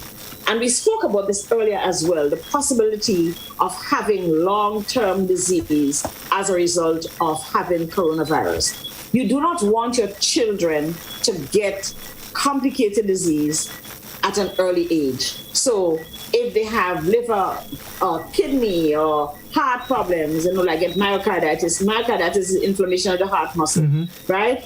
Or get pericarditis, which is an inflammation on the outside of the heart, the lining of the heart outside. Or have lung problem, or get minor stroke. So whatever it is, you don't want your children to have to go through life with those complications, especially since we don't have the resources to take care of them, and since there's not sufficient time of research to tell us what is all of this and what outcomes can be. So it is very, very important to protect our children. Okay, here we're only offering Pfizer to our children, and so parents have to consider, when I'm taking my vaccine, do I want my children, my 12-year-olds and up? And 12-year-olds actually go to high school, they're all over town, they go everywhere, they're very independent and they move around. So you want to protect them and protect the population that they interact with. Right. I have a couple quick questions, and they're coming really, really fast. So someone is asking, good night, Godfrey and Doctor. Should a diabetic and a hypertensive person just take the vaccine or consult a physician first? I think that's a very good question. I think you should already consult your physician and make sure that you can be a diabetic and hypertensive that walk around and play netball and drive car and fine because everything's under control. But you could be a diabetic and a hypertensive who are not, you can have diabetes and hypertension and not be properly controlled. And so you do have your underlying challenges. But I think you should have a consultation with your doctor and try and get your wellness in place. And of course, take a vaccine because we don't want you to get complicated disease and die, which is quite likely. Right. Someone is saying, here it is. All right. How soon after you get COVID should you take the vaccine? So, in someone who got infected, how soon after that infection you can take the vaccine? So, and that was a very good question because we still want people to take their vaccines after they've been infected. Okay. Mm-hmm. After you had an infection, so after you've recovered, once you're healthy, you're back to normal, within a month, you can have your vaccine. Okay. So like the lady who had, she's kind of over because it was interesting. But some people still get COVID after their first shot because remember your whole immune status is, your ability to defend yourself is not, as high as you want it. So if you get COVID, wait until all the symptoms are over and whether they're going to test you and you test negative or you feel very well and then you can have your vaccine. Right. And someone else is asking, what happens to someone who took the vaccine, the first dose of the vaccine, not knowing that they were positive? So as long as you haven't had symptoms, you go through it. When you get better again, once the symptoms are clear, in a month you take a second vaccine. Right. I hope that's what they wanted. Okay. Let's get back to the telephone quickly. Doctor and Call, good evening. Yes. Good night, Godfrey. Let me just cut off that. You go through it. Right. Tell me something. Can somebody be infected by the virus more than once? This is the first question I want answered. In other words, you cut it, you got over it, and then you cut it again because of your interaction with other people. Now, on the 1st of this month, I tested, I was negative. On the 8th of this month, I took the first shot of the vaccine. On the 12th of this month, a gentleman who passes by me often, he tested, that was a Sunday, and he was positive. Because he just passed by me, I called the nurse to check me on the 16th of this month, and I was again negative. What is my position with regards to this kind of interaction? So you say on the 1st, thank you, caller. Negative? I was negative. And again... And you took it on the 8th? On the 8th, I took my first shot of the vaccine. And your friend passed on the 12th and he was positive? Yes, but he just passed by me during the years, always, often, So he tested on the 12th. And on the 16th, which was last week, you checked negative? Again, because I was uncomfortable. I told him he cannot pass by me anymore. have you been taking measures to not get the vaccine? You tell your friend, don't come to your house.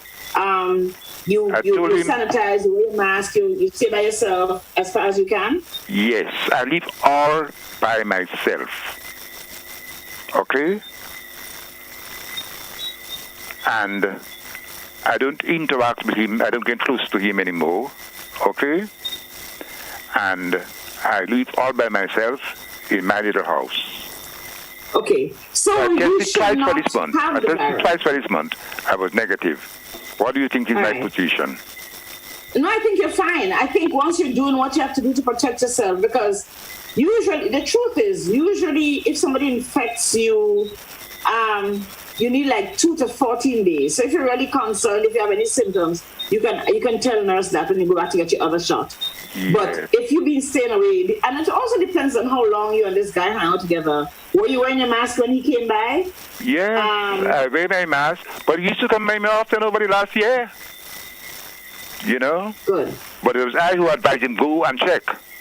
And he went and checked. So, if you Very don't have fast any and told me he was symptoms- positive. I told him that he cannot come back into the house anymore. You know? And I called the nurse afterwards. About 4 days afterwards, I said, the nurse, come and give me a check again.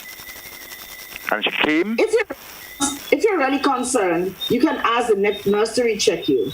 I mean, you should be positive if you're positive by this time, okay? And just do what you have to do and go get your other shots on the 22nd? In 22 days? 29th.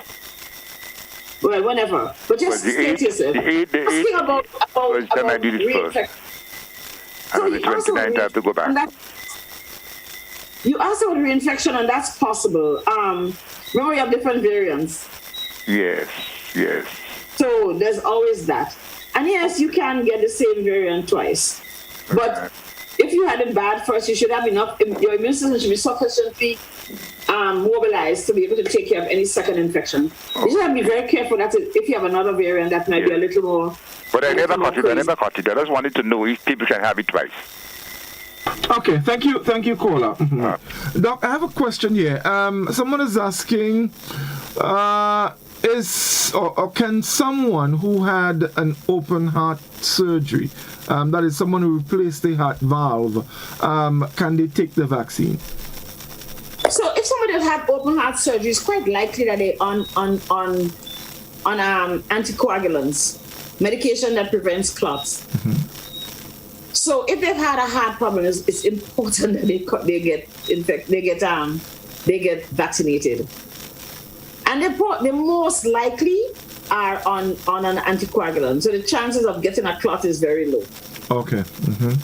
So yes, and really and truly, they are high-risk people. So high risk for having severe illness if they should contract the virus. So yes, I think they should. Right. Okay. So there's loads of questions on WhatsApp. Let me just take this call. Dr. Call, good evening. Good evening. Good evening, caller. Go ahead, please. Yeah, I just want to check on some observation. Well, in the places and some of the business places where they're doing the writing of the name,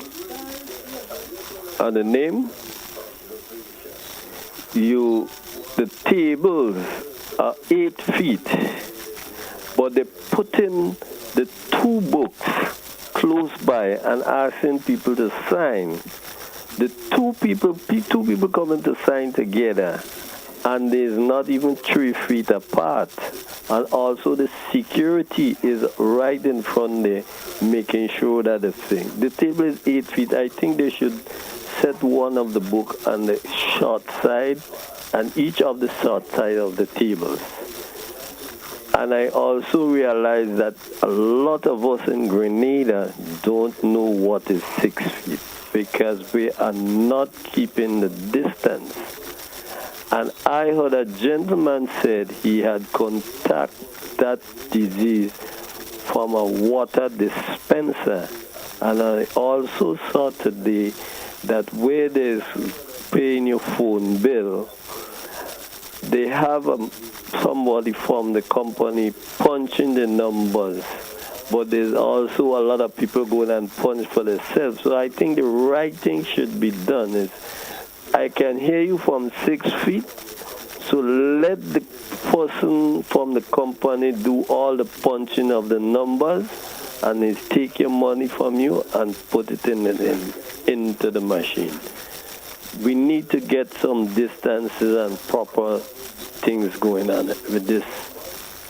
Thank you, caller. Yeah, thank you. And I think that's a very interesting observation and a good suggestion. And because I agree, sometimes you go and they have a table and they have 2 books. And I think people just move the book up unconsciously, because I don't think that's how it starts.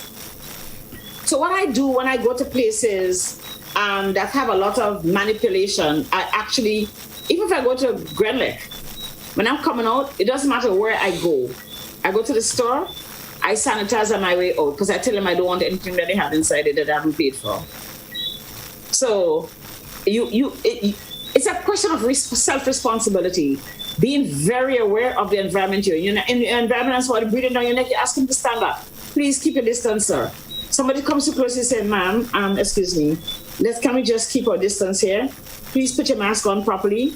Please put your mask on properly. And if people don't want to cooperate, guess what? Sometimes you just have to leave the environment. But if you go into an establishment and people are not keeping the rules, you can always complain to the manager. Don't be afraid.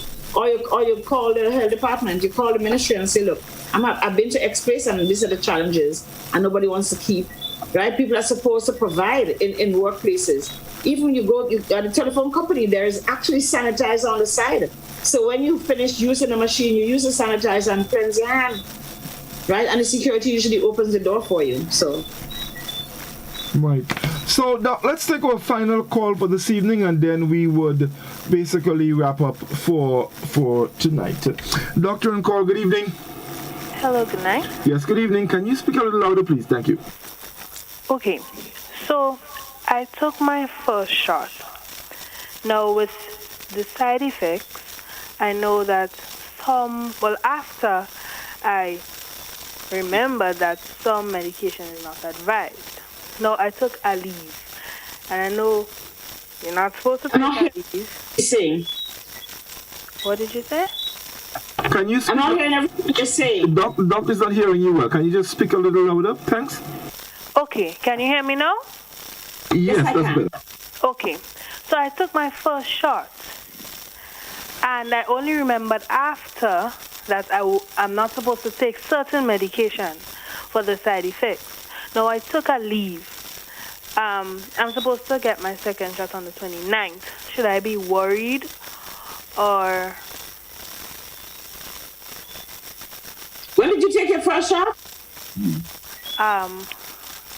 Late August. I don't remember exactly, but on the 29th. More than 2 weeks ago? And you took an Aleve?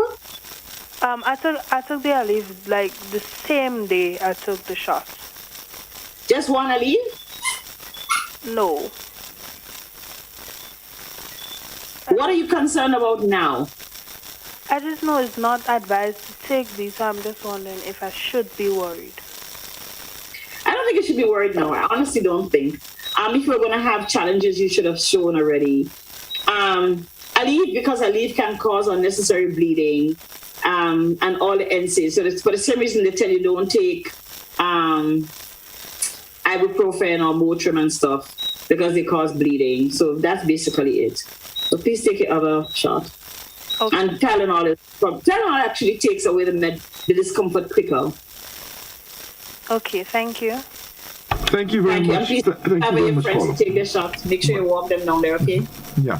So, Doc, just before we sort of wrap on this evening, I just want to highlight something one of our listeners wrote, and they said they want to advise people who know that they have tested positive to remain at home. The individual is saying that they saw 2 persons in the clinic, and she knows for certain that they are infected with the virus. Yeah, well, there's a public health law that can actually charge you for not maintaining quarantine, and the charge is no liquor money. Okay? So when the Public Health Act becomes activated, you'll have to face whatever charges. And it's an individual, like you keep saying. Everything about coronavirus is an individual responsibility for yourself and for the people you're responsible for. So if you're asked to remain indoors in isolation, isolation means that you don't have any physical contact with even the people in your house. So if you want to go outside, everybody has to leave. You go outside, you go around the back, they go around the front. And then they could go back, they go spray and they go back inside. Okay? That's what isolation means. Quarantine means that you stay to make sure that you don't develop the disease. If you don't have symptoms, you're just checking. As long as the people, if you think you may have the virus, right? You may have been infected with the virus, because you could come in contact with the virus and not be getting sick or not having the virus in your body, right? Because I'm sure all of us come in contact most days. I see patients in my office. No. Guess what? You have to remain within a state of quarantine, which is what we all do when we lock down. We stopping the movement of the virus by not getting into everybody hugging up and kissing and talking and drinking and sharing drinks and spraying spliff and all the rest of it. We need to stay away from each other. We need to get our vaccines, because guess what? If we don't do what is necessary to stop the growth and the multiplication of this virus, it is going to win. It's already won 63 times too many, right? 63 times. We've had 60 people dead up to last night, and there are probably more people because I think I've heard of others today. 63 times too many, and each of us have a responsibility for making sure that it does not get beyond 63. Okay? The healthcare system in Grenada does not have the capacity to deal with lots of people being severely ill. And therefore, if we get severely ill, we're going to die. How do we prevent that? We prevent it by doing all the health things, eating properly, blah, blah, blah, taking care of our chronic diseases or whatever underlying illnesses we are. And of course, by getting ourselves, and know that there's a facility for our children, getting as many people as possible vaccine. So far, we have 30 people who have gotten their first vaccine. We have out of that, about 21,000 people. We know, well, that's 20 into 120 into 100 is 5, right? That's only 20%, 1/5 of the people, less than 1/5 of the people that need to be vaccinated. Tonight, I heard a lot of people who have been vaccinated or who are considering, who have already considered. Talk to the people. You have fears, ask your doctor. And guess what? You have a right to have fears. This is big. This is confusion. Do I get stressed out? Yes. Do I get worried? Yes. And I understand a whole lot more than you. But I want you to understand that you can trust the people who care for you, because we want all of us to be here. That's what I want. I wish that everybody who listened to me tonight were here when we have conquered coronavirus, and that we could all say, I did my part. And so I'm going to ask you, what are you doing? What are you going to boast about at the end of this? Are you going to say, I took my vaccine, and even if I got infected, boy, I could beat it. I didn't have to go to hospital. Are you going to say, I invited 10 of my friends and we marched ourselves onto the line, sat in the hot sun for 20 minutes and got our vaccines? What are you going to say? How are you going to rejoice at the end of this hard trip? This warpath is very difficult. We're fighting an enemy that is unrelenting. The virus is not going to stop until we keep ourselves at home. I can tell you, but keep your ox and whatever else at home. Stay home. Okay, when there's lockdown, there's no need. Guess what? We want to party as much as we want in 2022. If only we stop everything that we're doing now. If we wash our hands and wear masks properly and wash those masks every so often, take out whatever debris and virus and stuff out there. If we wear masks, if we keep our distances, we do a sanitization, if we eat properly and control our diseases, and if we take our vaccines, we are going to be the conquerors of this. Don't trust nobody but yourself. I went to my mother's house last week, right? And I just went to collect something and leave. And I told her, Mommy, don't let anybody into the house without their mask. And I stepped into my mother's house without my mask. I literally got out of my car and walked 20 feet into her house.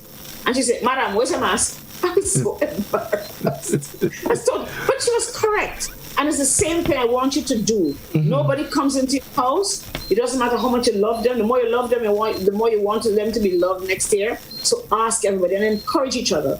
Above all, there's been a divide which is unfair between the vaccinated and unvaccinated. There's nobody here who is special or privileged. We all in this struggle together, and we all going to support each other.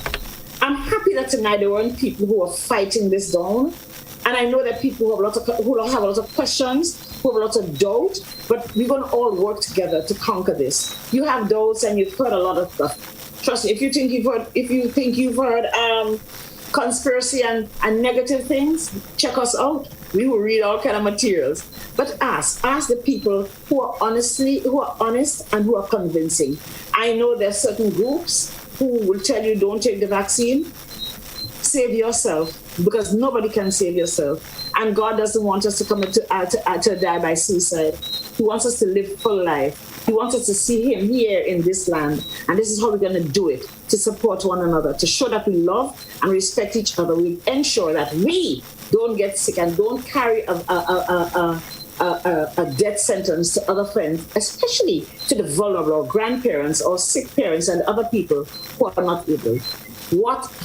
Ask yourself tonight, what is my responsibility? You don't want to take the vaccine, you don't want to do this, you have all the negative thoughts. Ask the same question. What is my responsibility as a Grenadian citizen tonight to stop, and tomorrow and the day after, to stop the spread of coronavirus in my community? How am I going to get us back to have day long on the beach and go to our children's birthday party and our kids getting back in school? Our children need to be back in the classroom and us being able to drive on the bus without masks and laugh and chat with your friend again. How am I going to contribute towards getting us back to December 2019? That is what I'm going to ask you tonight. And Doc, finally, when someone tests positive or negative, what does that mean? Can you just quickly explain that? Because I get the feeling that there are some people among us who do not understand what positive and what negative means as it relates to COVID-19. So a positive test basically means that you have been in contact with the coronavirus and it's now inside of your body. It is in there. And that positive, you may get sick or you may not. You may be sick or you may not. You may show symptoms or you may feel. Symptoms is what you feel, okay, people? You don't show symptoms. You have symptoms. You feel them. You feel headache, you feel pain, you feel feverish, you feel chills, sore throat, you know? And signs are what your doctor can see. You can see that your temperature is high. He can see that your throat is red. He can hear that listen to your chest. But you have symptoms of disease. You can have shortness of breath. You can have headache, whatever it is. Okay? Loss of smell, loss of taste. Those are symptoms. So a positive test says you have been in contact with the virus. Okay? And it has infected your body. Whether or not you have symptoms is a totally different thing. A negative test says, we do not know whether or not you've been in contact with the virus, but you don't have it in your body. Right. Okay. Fantastic. So, folks, that's our program this evening. Thank you so very much for the many questions. There are still one or two that we weren't able to get through, but we will be back next week. We will be continuing our discussion on COVID-19. In fact, next week we have a very special program for you. Very, very special program for you. Let me just say a little bit. Next week, we will be talking to someone who tested positive for COVID, who survived COVID-19 and is doing, well, you would hear the experience. You would hear about the experience. So be sure to join us next week for that on Doctor and Call. Very special program.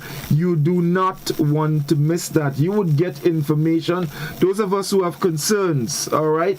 Those of us who are fearful that we may get COVID-19, join us next week. We have a very special guest who will be talking on the experience of surviving COVID-19. Be sure to join us for that. Doc, thank you. I have one quick point. Yes. The one quick point I want to make to everybody were two. And I said it one before. Encourage as many people as possible to go, and go to friends. Make it a line to go get your vaccine. If you're concerned, ask to be tested, okay? If you have symptoms that make you worry, ask them, telling us you're not too sure, you're positive, and they will test you and guide you from there. One. And if you're negative, you get your shot and you move on, and you realize, and I know the gentleman said he's afraid of Zugu, but trust me, by the time you get it, you forget it, okay? Two, please call somebody and check. Do a mental health call for your friends, everybody. Call 5 people every day, because there are people who are not coping very well. Just call and check how people getting on. We have another 2 weeks of lockdown. The short days are hard on us. Our life changes have been so intense. So please call and let's support each other emotionally and spiritually. Where are you going to chat? Where are you going to stand? Where are you going to drop a bag of mango by their yard? I don't care. But do something for somebody to make them remember that they're not in this. And ask, because there are people who are really scared, so talk to them. There are people who are not feeling well, check in on them.